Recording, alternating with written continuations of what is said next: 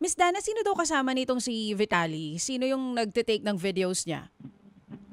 Miss Chacha, ang ano niya, ang nagkasama niya nagvi-video para mga Pilipino, para mga ka-collab niya ng mga content creators here. Hindi po sila saklaw ng immigration, but from my Ayun. understanding po, Oo. yung police po natin ay Oo. tinitingnan na if ito ay may mga liability din po sa ginawa nitong si Vitali. So yung mga kaso po na nabanggit nyo kanina, hindi lang si Vitali, damay po yung mga naging collab niya na mga content creators na Pilipino. Hindi na co-accuse collab. Oo, kakolab. Oo, co-accuse na rin, parang ganon.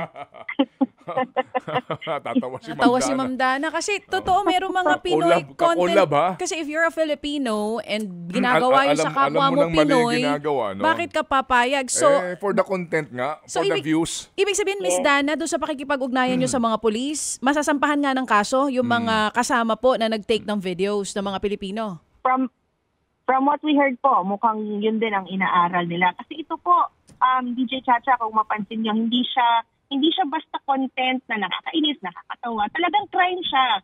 Kasi ninanakaw niya yung motor, minumura niya, may verbal abuse siya doon sa Agaw ng senior baril. citizen. Oo. Ninakaw niya yung baril, yung electric fan. Ninakaw niya, tapos dinala niya sa loob ng isang hotel. So, these are crimes. These are crimes that he has recorded and posted online. Yun pong mga kaso na binabanggit nyo, saang lugar po nagsampa itong mga to? Sa ngayon ha? Yung meron na? In Taguig po, in Taguig. Okay, puro sa Taguig. Kasi meron din siyang video in Boracay na may binastos din po doon na isang lokal. Namomonitor nyo po ba kung sa Taguig nga lang nangyari itong ginawang pambabastos? Yun din po. Kararating niya lang po, Manong Ted. Parang a week ago lang siya dumating.